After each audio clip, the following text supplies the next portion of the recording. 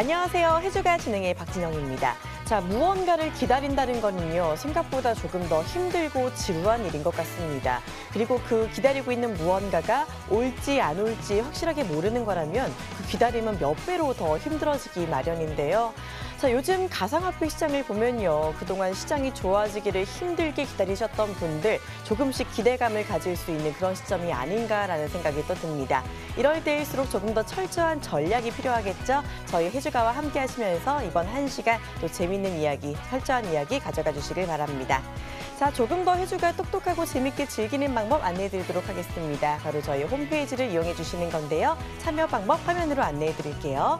포털 사이트에 해주가를 검색하고 저희 홈페이지에 들어가 주세요. 들어가 보시면 저희 전문가들의 사진이 보입니다.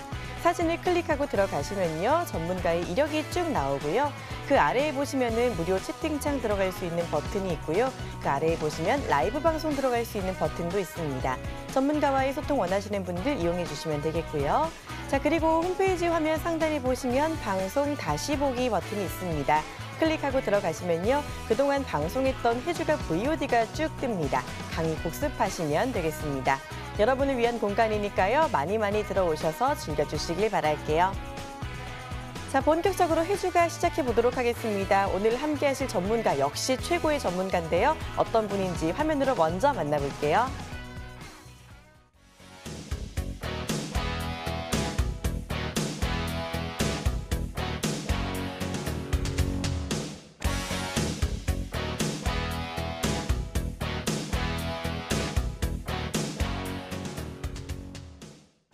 네, 매시간 가상화폐 이야기 정말 쉽고 재밌게 풀어주시는 분입니다. 지금 이 시간 서성민 전문가와 함께합니다. 어서 오세요. 네, 안녕하세요. 네, 반갑습니다.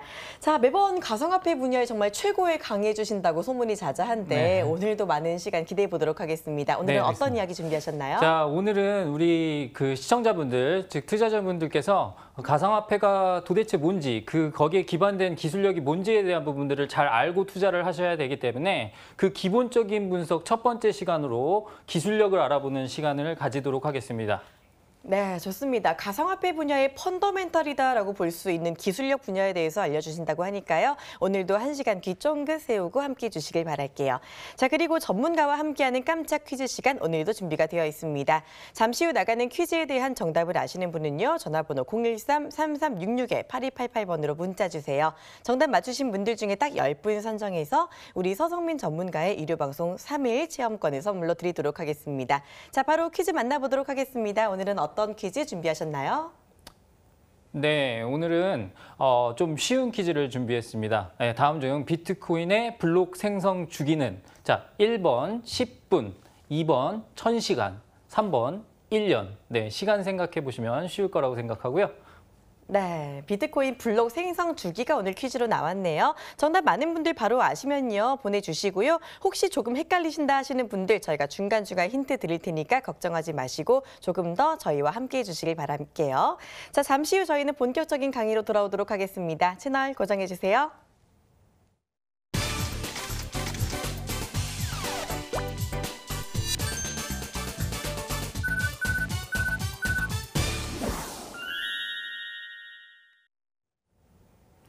네, 오늘은 비트코인을 비롯한 가상화폐의 기술력을 알아보는 시간을 가지도록 하겠습니다. 아무래도 기본적인 기술력 중에 가장 중요한 것이 블록체인입니다. 첫 시간에 언급됐던 내용이기 때문에 중복되는 내용도 있겠지만 조금 더 자세하게 알아보는 시간으로서 우리 시청자분들께서 블록체인이란 무엇인지, 그리고 그 기술력의 중요한 점과 그것이 어떻게 응용될 수 있는지에 대한 부분을 잘 이해를 하신다면 앞으로 더욱더 추가적으로 공부하게 될 가상화폐들에 대한 기본적인 지식을 갖추시는데 조금 도움이 될 거라고 생각을 합니다. 자, 그럼 강의 시작을 해보도록 하겠습니다.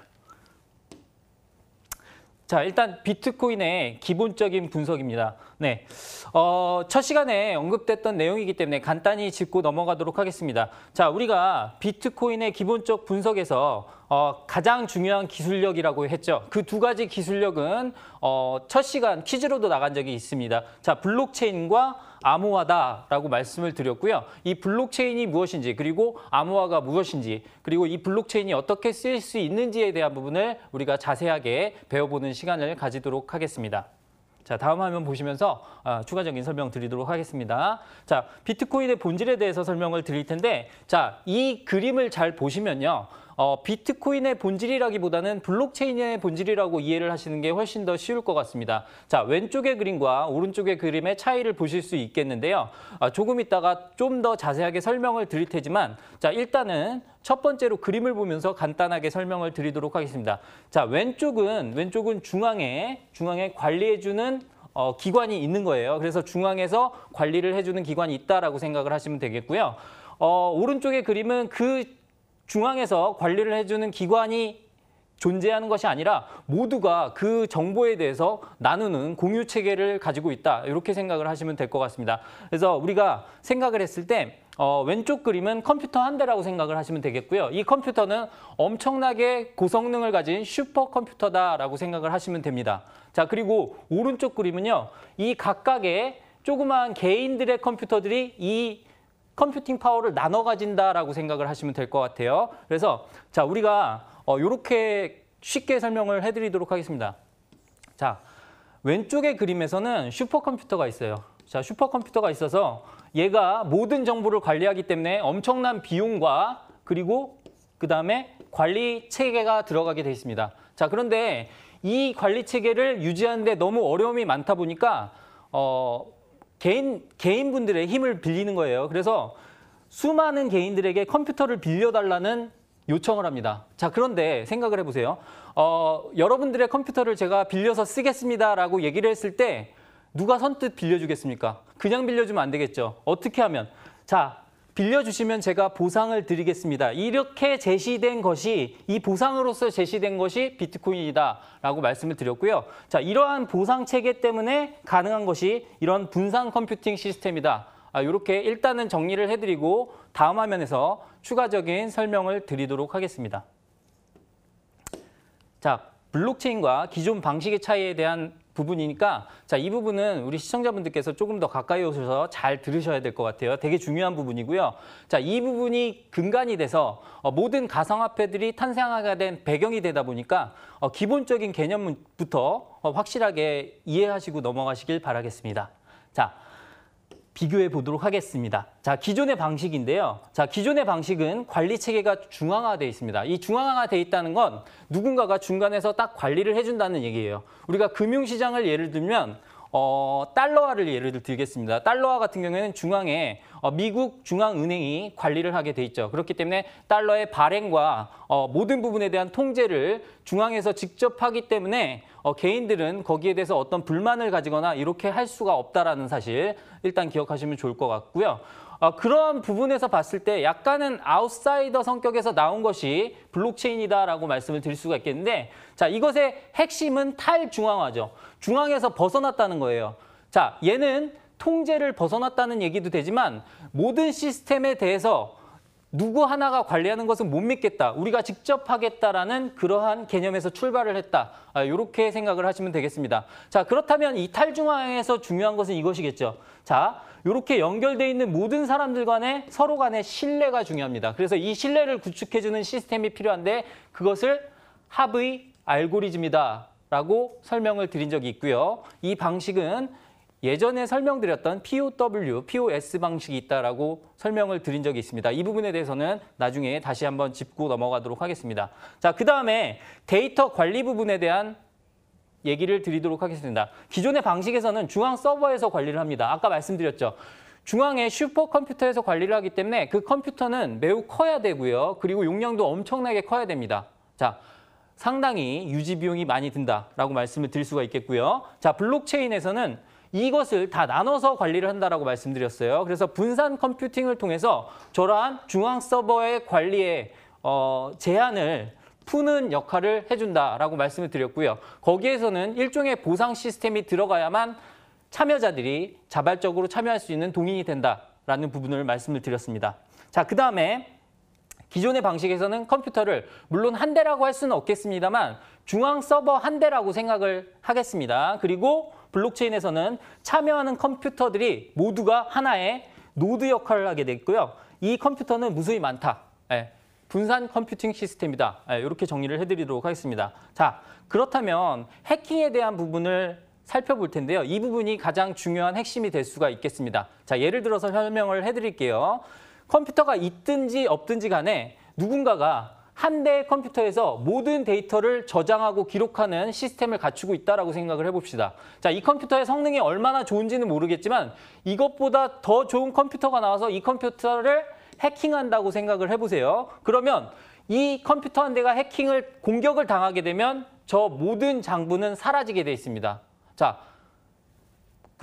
단적인 예로 우리가 전쟁이 났다고 생각해 볼게요. 그러면 전쟁이 났으면 중앙은행에 보관되어 있던 모든 고객들의 데이터라든가 뭐 예금 시스템이라든가 이런 것들이 다 사라질 수가 있잖아요. 그렇게 되면은 기존에 갖고 있던 모든 자산을 되돌려 받을 수가 없게 됩니다. 그런데 블록체인에서는 그런 것들이 걱정이 안 되는 이유가 뭐냐면 자, 모두가 그 장부에 대한 기록을 나눠 가지게 돼 있습니다. 모든 컴퓨터들이 하나의 노드로서 나눠 가지기 때문에 어느 컴퓨터가 공격을 받는다고 해도 남아있는 애들이 정보를 가지고 있다고 한다면 그 모든 정보들을 회복할 수 있다. 이렇게 말씀을 드릴 수가 있겠고요. 그런 것들 때문에 이론상으로 해킹이 불가능하다. 이것이 중요한 포인트가 되겠다. 이렇게 설명을 해드리겠습니다. 그래서 따라서 블록체인 방식에서 가장 획기적인 부분은 장부의 분산을 통해서 이론상 해킹이 불가능하다는 부분. 자, 이 부분 꼭 기억을 하시기 바라겠습니다. 자, 그리고 기존의 방식의 장점은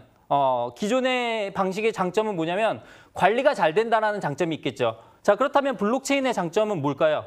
자, 관리 체계에 대한 불필요한 비용이 나갈 필요가 없고요. 그리고 투명합니다. 자, 기존의 방식에서는 문제점이 뭐냐면 중앙에서 장난을 치면 개인 투자자나 개인 정보들은 모두 피해를 입을 수밖에 없다. 이렇게 말씀을 드릴 수가 있겠고요. 블록체인의 가장 큰 장점 중에 하나는 불필요한 비용이 안 들어가고 그다음에 투명성을 통해서 모두가 정보를 공유할 수 있다는 부분. 자, 이 부분이 확산될 수 있다. 이렇게 정리를 해드리도록 하겠습니다. 자, 그러면 다음 화면 보시면서 추가적인 부분 살펴보도록 하겠습니다. 자, 우리가 블록체인까지는 이해를 하셨는데 이제 암호화에 대한 부분을 살펴보셔야 될 텐데요. 이 암호화가 왜 필요하냐면 이 암호화는 아까도 말씀드렸다시피 해킹 부분에서 방어를 하기 위해서 더 필요하다 이렇게 말씀을 드릴 수가 있겠는데요. 자, 이 부분을 자세하게 살펴보도록 하겠습니다. 자, 우리가 비트코인 암호화의 의미는요. 복잡한 암호화 과정을 거쳐서 거래 조작의 가능성을 없앤다라는 부분이 가장 중요한데 자, 이 방식에 대해서 첫 시간에는 설명을 드리지 않았습니다. 이번 시간에는 그 방식까지 설명을 드리도록 할 텐데요.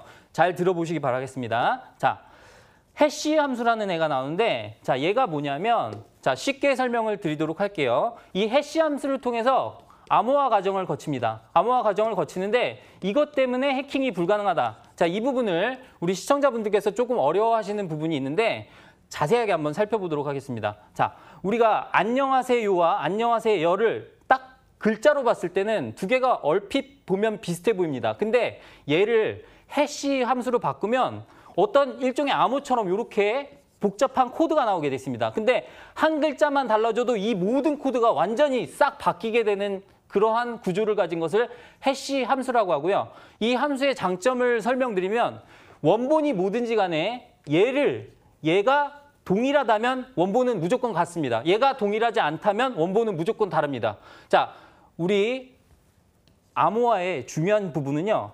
저런 비슷한 것들을 비교하는 것이 아니라 완전히 다른 것들을 비교하거나 완전히 같은 것들을 비교함으로써 원본을 유치하지 않더라도 이것들을 맞는 장부구나 틀리는 장부구나 이것들을 저 함수만 보고서 알 수 있다는 부분이 가장 중요하다. 이렇게 정리를 해드릴 수가 있겠고요. 그 부분 때문에 해시 함수가 중요한 암호화의 역할을 하고 있다. 이 정도 이해하시면 될 것 같습니다. 자, 그럼 다음 화면에서 우리가 블록체인 기술이 어떻게 발전할 수 있고 어떤 활용 가능성이 있고 그리고 비트코인의 단점이 무엇이고 이런 부분들에 대한 부분을 자세하게 살펴보도록 하겠습니다.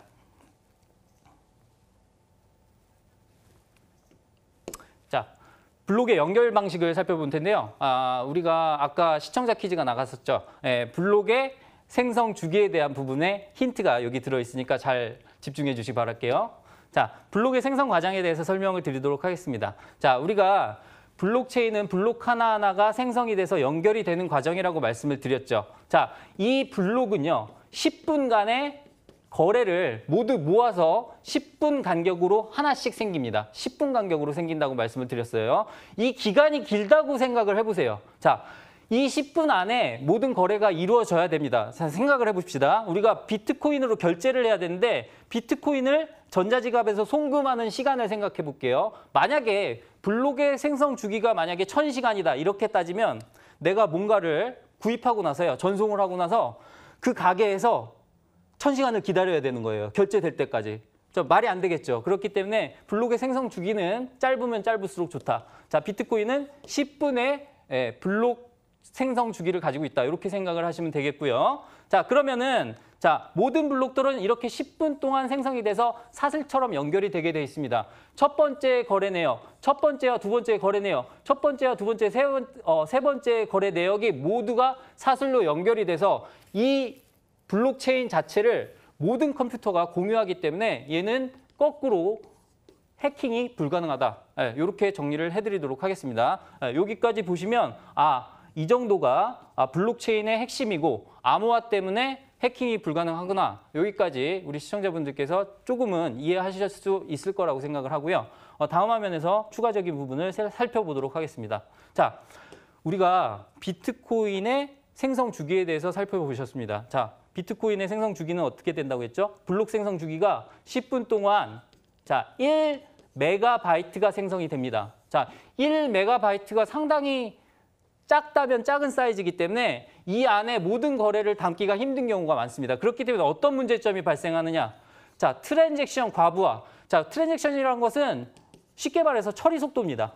처리 속도 과부하에 문제가 걸립니다. 내가 빵 하나를 사고 전송을 했습니다. 근데 빵 하나 사는데 1초면 돼야 얘가 결제 시스템으로서 자리를 잡을 텐데 이 10분 동안 과부하가 걸리다 보면 1시간이 걸릴 수도 있고 2시간이 걸릴 수도 있습니다. 그러면은 생각을 해보세요. 내가 제과점에 들어가서 비트코인으로 결제를 했는데 전송하는데 1시간 걸린다고 생각을 해보십시오. 그럼 얘가 쓰임새가 있겠습니까? 없겠습니까? 상용화가 되기가 힘들겠죠. 그런 부분들 때문에 문제가 생긴다. 이렇게 생각을 하시면 되겠고요. 거래가 많아지면 처리 속도가 느려지는 문제점이 생기더라. 이렇게 보시면 되겠고요. 이러한 문제점 때문에 새로운 기술들이 나오고 새로운 코인들이 나온다. 이렇게 생각을 하시면 되겠습니다. 자, 그러면은 지금까지의 내용을 정리해 드리면요.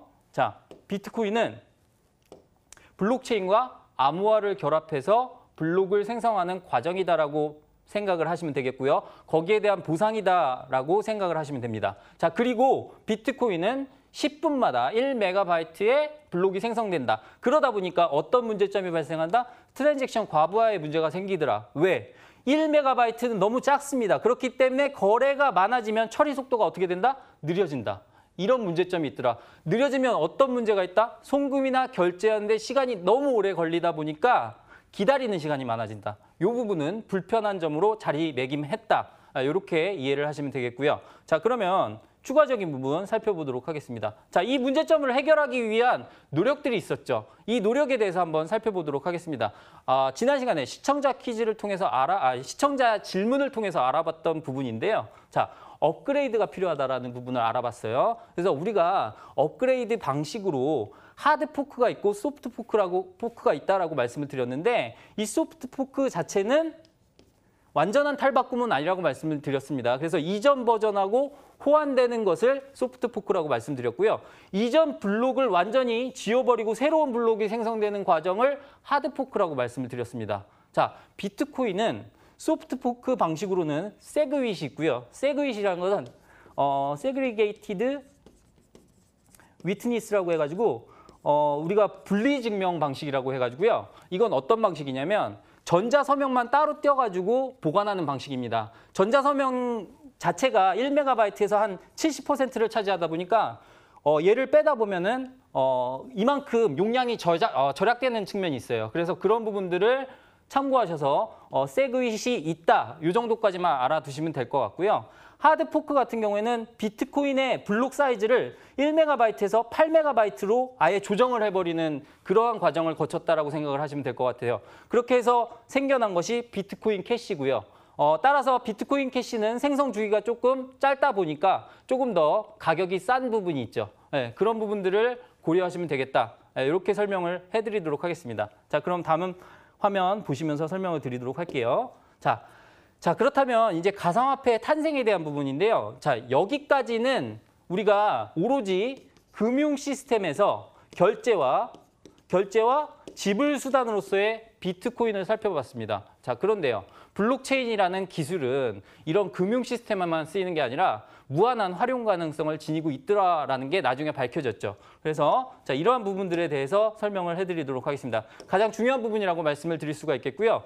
이런 부분들 때문에 뭐가 나온다? 알트코인들이 나온다라고 생각을 하시면 돼요. 자, 그래서 예를 들어서 금융 부분에서 은행을 거치지 않고 해외 송금이 가능하다. 이런 것들 때문에 우리가 뭐가 나왔죠? XRP, 리플이 나왔죠. 이런 부분들 생각하시면 될 것 같고요. 수수료 거래 감소. 자, 그다음에 보안 시스템에서 하나의 아이디와 비밀번호로 모든 사이트를 로그인 가능하다. 뭐 때문에 가능하죠? 블록체인에서 모든 정보를 공유하다 보니까 여기 하나에 해당되는 게 여기도 해당되고 여기도 해당되고 이런 부분이 가능하다. 이렇게 생각을 하시면 됩니다. 자, 그리고 유통 분야에서도 쓰일 수가 있는데요. 자, 생각을 해보십시오. 우리가 원산지 표기가 상당히 중요합니다. 근데 블록체인에 원산지 표기를 남겨놓으면 어디에서 어디로 옮겨갔다라는 과정이 모두 기록이 되기 때문에 일일이 확인하지 않아도 여기 한 블록에서 모든 정보가 확인 가능하다. 그런 편리성이 있더라라고 말씀을 드릴 수가 있겠고요. 자, 그다음에 저작권에 관련된 부분도 마찬가지입니다. 콘텐츠 저작권에 대해서 누군가가 중앙 관리하는 관리자가 있다고 한다면 여기서 떼가는 수수료가 어마어마합니다. 그러다 보니까 사용자와 소비자 간의 1대1 맞춤형 서비스 제공을 통해서 모든 수수료와 수익을 철저히 사용자가 가져갈 수 있는 그런 부분들을 기획할 수 있고요. 그런 모든 것들이 블록체인을 통해서 가능하다. 자, 이런 것들 때문에 나온 것들이 뭐 트론이라든가 이런 이런 가상화폐들이 있다. 이렇게 생각을 하시면 될 것 같고요. 마지막으로 우리가 예전에 배웠던 이더리움에 대해서 한번 생각을 해보도록 하겠습니다. 이더리움의 가장 중요한 특성은 스마트 컨트랙트라고 말씀을 드렸습니다. 똑똑한 계약 시스템이라고 말씀을 드렸고요. 자, 누군가가 지정을 해주지 않아도 여기 미리 정해놓은 대로 계약이 실행되는 그러한 똑똑한 자동화 기능이 있다라고 말씀을 드렸습니다. 그러한 스마트 계약을 통해서 모든 사업이라든가 어떤 구체적인 사업의 실현 단계를 어떤 그 네트워크상에서 모두 해결할 수가 있는 그런 플랫폼 기능을 할 수가 있다라고 말씀을 드렸고요. 이런 것들 때문에 이더리움이라든가 이오스, 퀀텀과 같은 그러한 플랫폼 코인들이 나오게 됐다. 이렇게 말씀을 드릴 수가 있겠고요.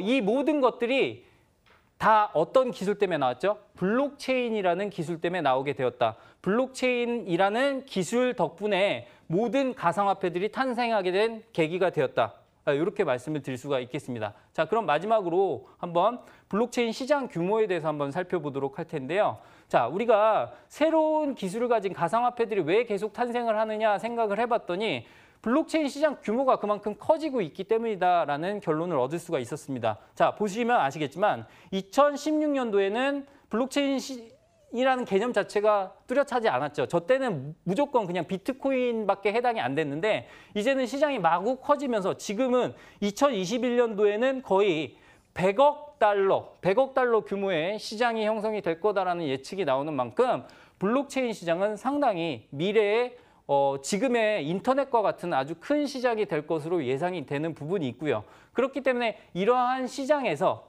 어떠한 생태계를 구축하고 그 안에서 통용되는 화폐로서의 가상화폐들이 탄생하고 있다. 이런 부분들을 우리 시청자분 그리고 투자자분들이 미리 알고 계셔야 내가 어떠한 미래에 투자해야겠구나라는 기본기가 생긴다고 생각을 했기 때문에 이런 부분들을 자세하게 설명드리는 시간을 가졌습니다.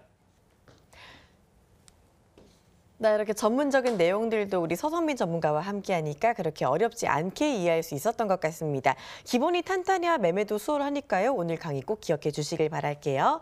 자, 더 자세한 시장 이야기, 전략 이야기는 지금부터 시작이니까 조금 더 집중해 주시면 좋겠고요. 이쯤에서 많은 분들 관심 받고 계시네. 오늘의 퀴즈 다시 한번 짚어보도록 하겠습니다. 자, 전문가님 퀴즈와 함께 이번에는 힌트도 같이 부탁드릴게요. 네. 자, 다시 한번 퀴즈 드리도록 하겠습니다. 자, 블록체인의 생성 주기는 자, 1번 10분, 2번 1000시간, 3번 1년. 자, 우리가 피자를 시켜놓고 기다리는 시간이라고 한번 생각을 해보시면 되겠습니다. 한 1000시간 기다리실 수 있으시겠어요? 네, 이 정도면 답이 충분히 되셨을 것 같습니다. 이 세 가지 보기 중에 가장 짧은 시간대를 골라주시면 답이 될 것 같네요. 정답 아시는 분은요, 문자 013-3366-8288번으로 정답 맞춰서 보내주시면 되겠습니다. 자, 저희는요, 지금부터는 실전 매매를 위한 조금 더 자세한 이야기 들어보도록 할게요. 잠시 후에 돌아오도록 하겠습니다.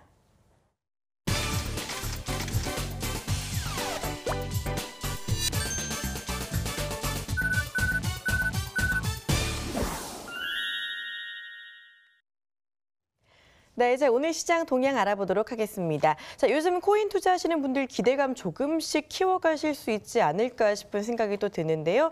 요 며칠 시장이 정말 좋았습니다. 특히나 이 비트코인이 일주일 사이에 급등을 거듭하는 그런 모습을 보여줬습니다. 720만 원대였던 비트코인이 오늘 장중에 950만 원 근처까지 갔다가 지금 현재는 920만 2만 7천 원 정도를 보이고 있는데요. 자, 전문가님 지난주에 이 블랙록과 골드만삭스 쪽에서 호재가 있기는 했는데 이렇게 많이 끌어올릴 줄은 몰랐거든요. 예전에도 비슷한 사태가 있었는데요. 4월 달이죠. 4월 달에 골드만삭스에서 네. 그 가상화폐 관련된 투자팀을 꾸린다라는 얘기가 나왔 적이 있었어요. 지금으로 따지면 이제 블랙록에서 네. 암호화폐에 대한 연구를 하겠다라는 부분하고 일맥상통하는 부분이 있거든요. 근데 그때 시장하고 조금 다른 부분이 있습니다. 자, 그때는 비트코인 같은 경우에 자, 600만 원대에서 1000만 원대까지 수직 상승을 했고요. 많이 올랐네요. 예, 리플 같은 경우에 480원대에서 1000원까지 상승을 했었습니다. 근데 지금은 알트코인들이 상승을 하지는 않고 있어요. 맞아요. 지금은 비트코인만 혼자 상승하는 부분이 있고요. 그러다 보니까 제가 생각했을 때는 그런 개별적인 투자 관련된 이슈도 있겠지만 아무래도 가장 큰 부분은 8월 달 그리고 9월 달에 예정돼 있는 ETF 상장과 관련이 있다라고 생각이 되는 부분이 있습니다. 아무래도 거기에 대한 기대감이 많이 있다 보니까 비트코인 관련된 그 메이저 코인 위주로 움직이고 있는 부분이 있다. 이렇게 생각이 되는 부분이 있습니다. 네, 여러 가지 호재가 있기는 한데 일단은 시장 상승을 견인하는 큰 이유 중에 하나가 8, 9월에 있을 예정인 이 비트코인 ETF 승인 기대감이다라고 말씀해 주셨는데요. 자, 이것 때문에 오른다라고 하면은 좀 미리 오르고 있는 거잖아요. 네, 그렇습니다. 그러면 정작 승인이 됐을 때 추가로 안 오를 수 있는 가능성도 있을까요? 네, 저는 일단은 1000만 원 선 정도 수준까지는 뭐 국내 네. 거래소에서는 1000만 원이라는 숫자가 중요하기 때문에 충분히 상승 가능한 부분이 있다라고 여겨지고요. 최근에 동향을 보면은 특이한 부분이 700만 원대 초반에는 이제 중국계 자금이 많이 들어왔습니다. 그런데 지금은 거래량으로 봤을 때 엔화 거래량이 상당히 많은 부분을 차지하고 있는 현상이 눈에 띄고요. 그런 부분으로 봤을 때 전 국가들의 움직임이 조금 보이는 부분이 있다라고 생각을 하시면 될 것 같아요. 지금 오히려 우리가 테더라고 하죠. 달러 거래량으로 따지면 비트코인 거래량이 한 30% 정도밖에 안 되는 걸로 추산이 되는데 그런 부분에서 봤을 때 전체적인 시장의 흐름이 미리 움직이는 부분은 있지만 어느 정도 1000만 원까지 추가적인 상승이 가능하지 않는가 싶기도 하고요. 자, 그리고 우리가 기존의 이벤트를 한번 생각해 보도록 하겠습니다. 올해 초였죠. 올해 초 그 작년 말 기준으로 CME 그 비트코인 선물 상장이 있었어요. 그때 비트코인이 2,500만 원까지 올랐다가 그 이후에 수직 낙한 그랬죠. 경험이 있습니다. 네. 그러다 보니까 아무래도 이번 시장도 비슷하게 예측을 하고 있습니다. 만약에 실제적인 호재가 나왔을 때는 그것이 차익 실현 욕구를 불러일으키지 않을까 하는 생각을 해보고 있고요. 그렇기 때문에 지금 미리 투자하는 게 조금 낫다라는 생각이 드는데 어느 정도 많이 상승을 준 만큼 제가 처음에 제시드렸던 가격이 720만 원대였잖아요. 네, 맞아요. 근데 거기에 비해서 지금 200만 원이 올라 있는 상태이기 때문에 지금은 약간 공격적인 투자보다는 이제는 한 7,000달러대까지 조금 조정을 기다리셨다가 다시 투자를 하시는 게 낫지 않는가 하는 생각을 해보고 있습니다. 네, 좋습니다. 다양한 얘기를 한꺼번에 많이 잘해주셨는데요. 일단은 1000만 원까지는 비트코인이 오를 수 있는 여력이 있다라고 봐주셨고 이 승인 이후에는 이전처럼 좀 하락 가능성이 있기 때문에 조금 미리 투자를 해보시는 것도 괜찮지만 지금은 너무 많이 올랐기 때문에 조금 조정받는 기간을 기다리는 것도 괜찮겠다라는 이야기 해주셨습니다. 조금 전에 현재 엔화 거래량이 좀 많다라고 해주셨잖아요. 네네네. 이게 뭔가 딱히 의미하는 바가 있는 걸까요? 아무래도 지금 뭐 중국 같은 경우에는 채굴 시장의 전반적인 부분을 장악하고 있고요. 네.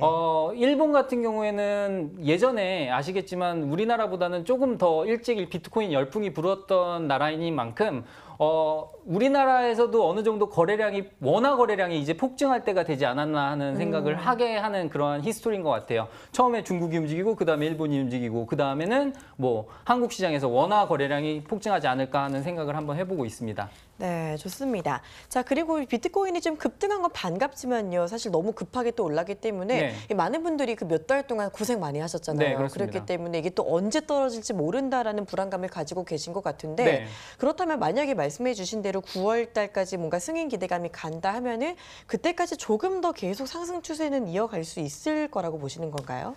네, 상승 추세를 이어가되 제가 봤을 때는 지금과 같은 급격한 기울기로 계속해서 상승을 할 거라고 보지는 못하고요. 왜냐하면 그만큼 거래량이 받쳐주고 있지를 못하고 있습니다. 제가 아까도 말씀드렸지만 그 모든 거래량 중에 엔화 거래 비중이 높은 것뿐이지 그 거래량 자체가 이전의 거래량을 훌쩍 뛰어넘는 그런 거래량은 아니거든요. 그렇기 때문에 그런 부분에서 봤을 때 지금 본격적인 거래를 시키기 전까지는 1,000만 원대까지는 어느 정도 횡보하면서 완만한 기울기로 상승하지 않을까 하는 예상을 해보고요.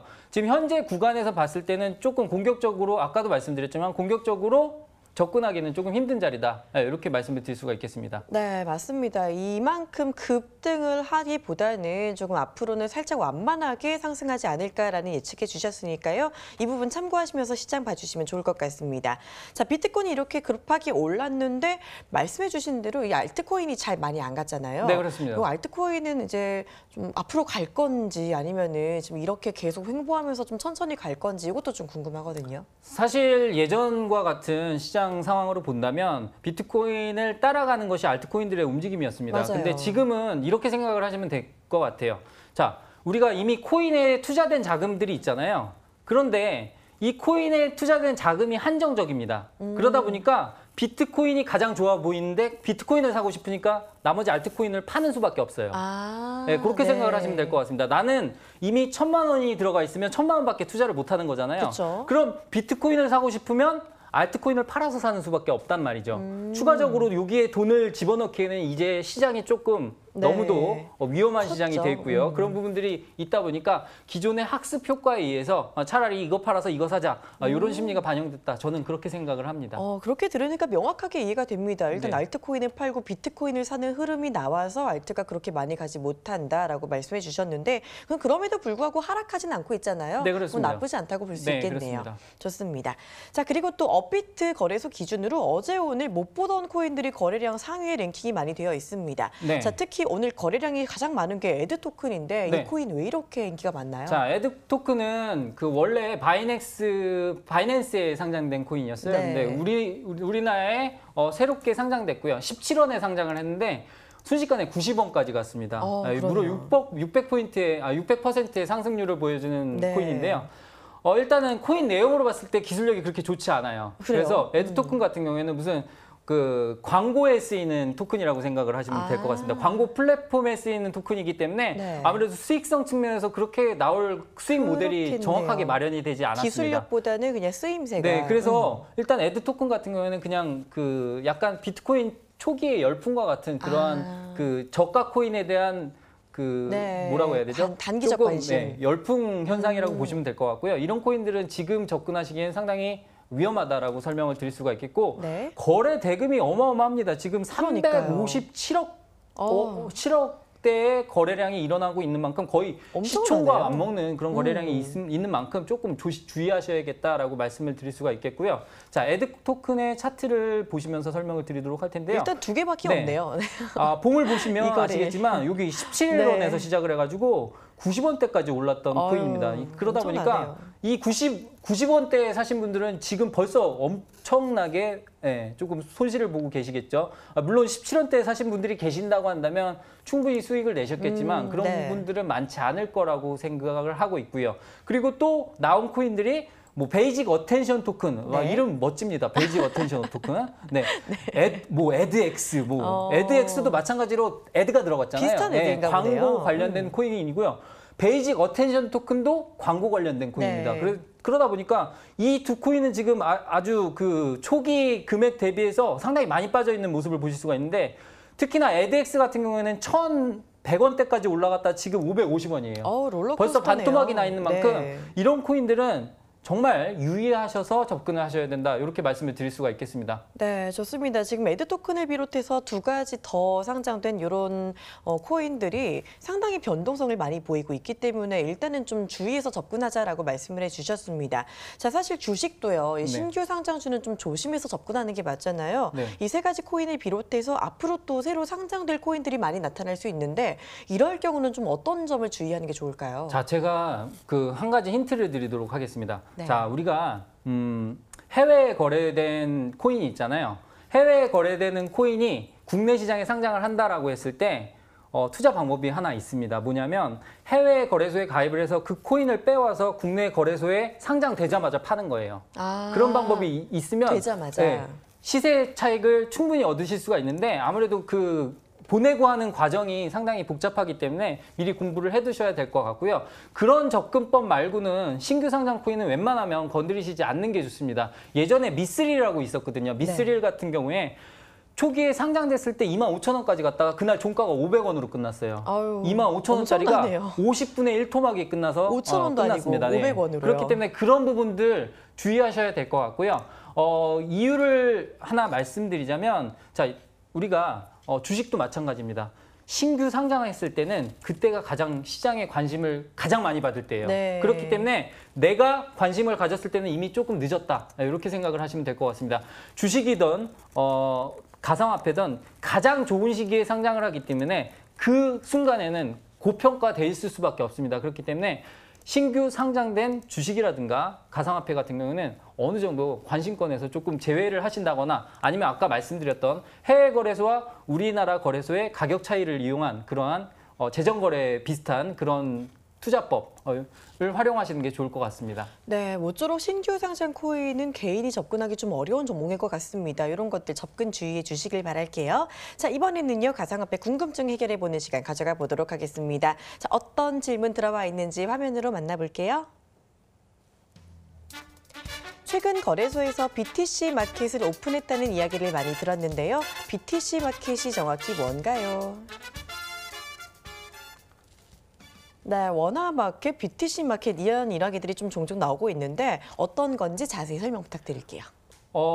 쉽게 말씀드릴게요. 원화 마켓은 잘 알고 계시잖아요. 네. 원화 마켓은 일단 거래 단위가 원입니다. 근데 네. BTC 마켓은 비트코인으로 미리 일단은 환전을 하고서 그 비트코인을 가지고 코인을 산다라고 생각을 하시면 돼요. 비트코인으로 다른 코인을요? 네, 근데 그때는 이제 거래 단위가 비트코인이 아니라 사토시가 되죠. 그래서 0.000001 단위를 1사토시라고 얘기를 하고 있습니다. 아, 사토시라는 단위로 네. 거래가 된다라고 네. 말씀해 주셨네요. 그러니까 말 그대로 원으로 거래하기보다는 비트코인을 쪼개서 거래하는 그런 시장이다라고 보시면 될 것 같습니다. 자, 그럼요. 코인 마켓 같은 경우는 이런 기축통화 기념인 비트코인만 있는 건가요? 뭐 이더리움 마켓이나 뭐 리플 마켓 이런 건 없나요? 네, 업비트만 보셔도요. 지금 거래소가 원화 거래소가 있고요. BTC 네. 마켓이 있고 ETH, 이더리움 마켓이 있습니다. 이더리움 마켓은 당연히 이더리움으로 거래가 가능하고요. 그렇죠. 그다음에 USDT, 테더 마켓이 있습니다. USDT라는 건 우리가 달러라는 기축 통화를 미국에서는 달러를 가상화폐에 투자를 못하게 만들어놨어요. 그래서 편법으로 만든 것이 테더라는 화폐입니다. 그래요. 1달러 발행할 때마다 1테더를 발행하게 돼 있고요. 그걸 맞교환을 해서 테더로 거래가 되게 돼 있는데요. 그걸 USDT 마켓이라고 합니다. 그래서 그것은 달러 거래랑 비슷하다. 이렇게 생각을 하시면 될 것 같고요.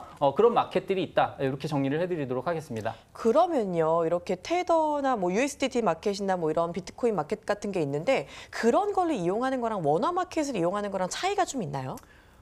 차이가 큰 게 있죠. 어떤 게 있나요? 비트코인 마켓에서 거래를 했다고 칠게요. 그럼 비트코인 마켓에서는 가격 차이도 있지만 비트코인이 거래하고 나서 시세가 그쵸. 올라갔다고 한다면 그것만으로도 또 초과 수익이 생길 수가 있습니다. 그러니까 그럴 지금 수가 같은 있네요. 네. 비트코인 상승기에는 비트코인 마켓을 이용하는 게 더 유리하다라고 말씀을 드릴 수가 있겠고요.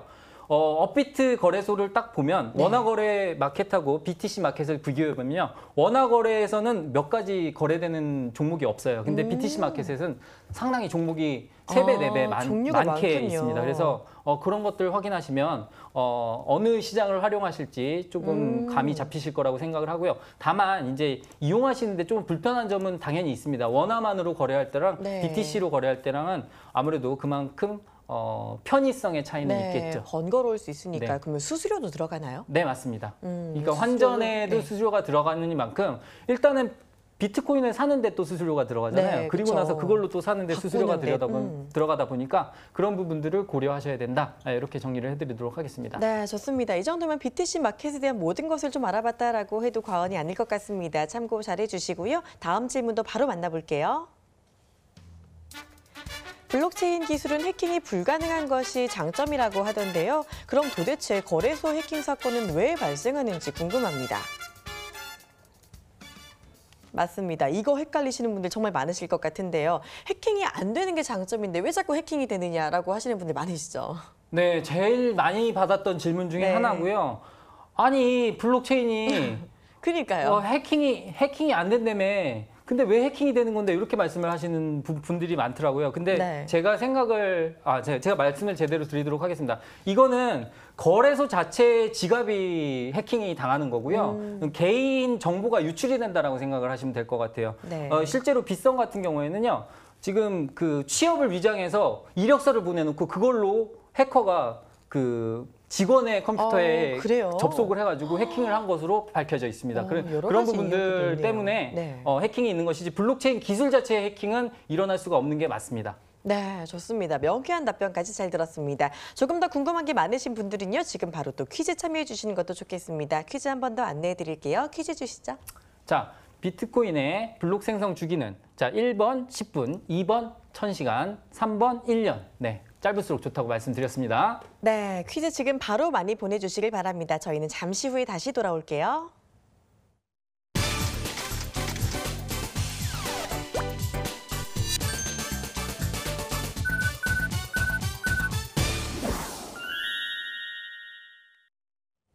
네, 아직 어떤 가상화폐 봐야 되는지 모르겠다 하시는 분들 지금 이 시간 주목해 주시면 좋겠습니다. 매주 정말 유력한 종목들 꼽아드리는 시간인데요. 자, 먼저 지난 종목들부터 AS를 해보도록 하겠습니다. 지난번에 가져와 주신 종목들이 너무 잘 가가지고 지금 저도 기분이 되게 좋은데요. 자, 먼저 2주 전에 매수가 710만 원 주신 비트코인이 지금 주식장 종료 시점인 3시 반 기준으로 최고가가 916만 원이었는데 네네. 오늘 장중만 봤을 때 950만 원 근처까지 올라갔잖아요. 네. 엄청난 수익률이 났었는데 정말 매매하신 분들 큰 수익이 나셨을 것 같습니다. 네, 비트코인은 아무래도 제가 단기적인 가격 전략은 780만 네. 원을 드렸지만 중장기적인 전략으로는 한 1000만 원까지 갖고 가실 수 있다라고 말씀드린 부분이 있기 때문에 맞아요. 네, 일단은 좀 길게 보신다 하시는 분들은 990만 원까지는 보실 수 있다 이렇게 정리를 해드리도록 하겠습니다. 네, 960만 원까지 조금 더 추가로 볼 수 있다라고 해주셨습니다. 자, 일단은 또 이 비트코인 제시해주신 매수가에서 사신 네. 분들은 수익을 좀 많이 보셨을 것 같은데 사실은 아직도 저때 살 걸 못 샀다 이런 분들도 계실 것 같거든요. 네. 너무 좀 아쉬우신 분 있을 것 같은데 무턱대고 따라가면 물리기 쉬울 것 같아서 지금 상황에서 추가로 매수한다면 어느 지점이 좋을까요? 자, 추가적인 매수 자리를 말씀을 드리면요. 꼭 우리 시청자분들께서 성급한 마음에 가니까 지금 사야지 이런 그러니까요. 마음이 많이 드시는데 네. 그렇게 하시지 마시고 제가 기다리는 자리를 정확하게 제시해 드릴 테니까요. 이번에는 꼭 참고하셔서 꼭 수익 내시기 바라겠습니다. 네. 제 말씀 잘 들으시면 돈이 보입니다. 자, 좋아요. 보시면 780만 원대까지 다시 열려있는 모습을 보실 수가 있어요. 그래서 일단은 780만 원까지 조정을 주진 않을 것 같기 때문에 한 830만 원대에는 다시 진입 가능한 자리다 이렇게 말씀을 드리도록 하겠습니다. 그래서 일단 달러 기준으로 했을 때 8,000달러 조금 안 되는 수준의 810, 20만 원대에 추가적인 매수 자리 드릴 수 있겠다 이렇게 설명을 드릴 수가 있겠습니다. 네, 며칠 만에 사실 200만 원이 오르는 게 결코 쉬운 일이 아닙니다. 이렇게 정말 정확하게 기준점 짚어주시면서 수익을 주셨으니까 이 추가 매수 지점도 참고해 주시길 바랄게요. 자, 지난주에 주신 파워레저도 꽤 올랐습니다. 일단은 어떤 흐름 나타났는지 좀 봐주시죠. 네, 파워레저는 제가 아무래도 저가 코인이다 보니까 이름이 아무리 멋져도 그냥 조금 기다리시라고 말씀을 드렸어요. 그래서 네. 다행히 그 직후에 많이 올라왔지만 다행히 조정을 줘서 오늘 드디어 매수 자리인 350원대 매수를 줬거든요. 그렇기 때문에 지금 현재 기준으로 제가 드린 매수 가격에 매수를 하셨다면 벌써 이미 10% 수익이 맞습니다. 나 있습니다. 오늘 하루에만. 그렇기 때문에 제가 얘는 목표가를 낮추도록 하겠습니다. 400원으로 딱 낮춰드릴 테니까요. 혹시 350원대 매수하신 분들은 400원대 차익을 실현을 하셔서 단기 15%의 수익률을 기록하시기 바라겠습니다. 네, 단기 전략 정말 잘 주셨던 파워레저 정말 많이 갔죠. 에이스 해주셨으니까 잘 참고해 주시길 바랄게요. 자, 그러면 오늘은 또 어떤 종목으로 이번엔 더 큰 수익 낼 수 있을지 소개해 주시죠.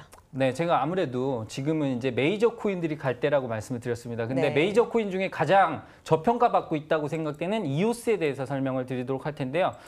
조금 아쉬운 부분을 말씀드리자면 제가 이 이오스 코인을 발굴할 당시 오늘 낮이죠. 오늘 낮에는 분명히 얘가 9,000원 이하였습니다. 그래서 제가 매수가를 자랑스럽게 8,800원이다 이렇게 말씀을 네. 드리려고 했는데 이미 가격이 너무 많이 올랐어요. 맞아요. 그래서 지금 9,465원이기 때문에 많이 올랐네요. 매수가를 조정을 할 수밖에 없다라는 부분 조금 양해를 드릴 수가 있겠고요. 네. 9,100원으로 조정을 하도록 하겠습니다. 그래서 매수가는 9,100원으로 조정하도록 하겠고요. 자, 그다음에 목표가는 자, 만 원 무조건 이상 간다고 저는 생각을 하거든요. 근데 네. 10,000원 이상 간다라고 생각을 하시는 분들은 더 보셔도 되겠습니다만 단기적으로 봤을 때 10,000원이라는 가격이 저항이 될 가능성이 높아요. 네. 그렇기 때문에 9,900원으로 제시를 해드리도록 하겠습니다. 딱 떨어지는 10,000원이면 기분이 더 좋겠지만 10,000원에 안 팔릴 수도 있잖아요. 그렇기 때문에 9,900원으로 조금 쪼잔하게 드리도록 하겠습니다. 그래서 9,900원 목표가를 단기로 잡으시고 대응을 하시면 되겠고요. 이오스 같은 경우에는 중국 정부에서 발표한 블록체인 기술력 순위에서 지난번에 이어서 이번에도 1위 자리를 차지했습니다. 이더리움을 밀어내는 아주 대단한 플랫폼 코인이다라고 말씀을 드릴 수가 있겠고요. 트랜잭션 처리 속도가 초당 2000TPS를 넘는 아주 그냥 뛰어난 속도를 가지고 있는 그러한 코인이다 보니까 향후 주목되는 부분이 있습니다. 그런 부분들이 있기 때문에 기술력적인 측면에서 봤을 때 이오스는 충분히 상승 가능하니까 이오스도 관심권에 두셨다가 8,000원대로 떨어지면 무조건 모아가는 그러한 장기 투자 코인으로 생각을 하고 계셔도 되겠다. 이렇게 정리를 해드리도록 할게요. 네, 장기 투자까지 가능한 이오스다라고 말씀해 주셨습니다. 매수가 조정해 주셔서 9,100원 주셨고 목표가 9,900원 주셨고요. 손절가는 그럼 어떻게 가는 게 좋을까요? 네, 손절가는요. 일단은 제가 8,000원이라는 가격을 제시를 해드리려고 했는데 8,000원이 조금 애매할 수가 있습니다. 7,800원 대응을 하시면 될 것 같고요.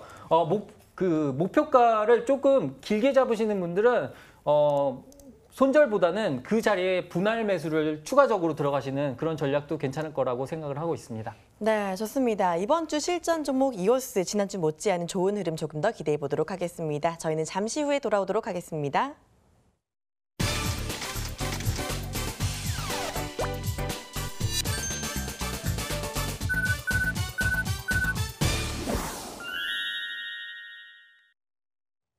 네, 오늘도 역시 저희 퀴즈에 정말 많은 분들이 참여해 주셨네요. 정답 바로 공개해 볼까요? 네, 우리 시청자분들 다 아실 거예요. 블록체인의 비트코인의 블록 생성 주기는 10분마다 1MB라고 아까 제가 강의를 해드렸고요. 그렇기 때문에 정답은 1번입니다. 우리가 피자 한 판 시켜놓고 1,000시간 이렇게 기다릴 수는 없으니까 그런 부분들 고려하시면 될 거다라고 설명을 드렸고요. 네, 오늘의 정답 1번 10분이었습니다. 정답 맞추신 분들 중에 10분의 당첨자 화면으로 만나볼게요.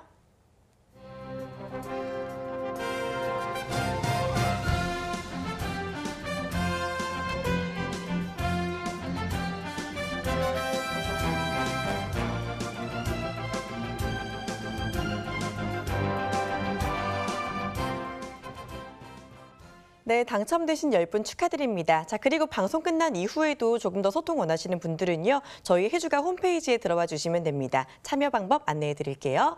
먼저 포털 사이트에 해주가를 치고 저희 홈페이지에 들어와 주세요. 홈페이지 들어오시면요. 저희 전문가들의 사진이 보일 겁니다.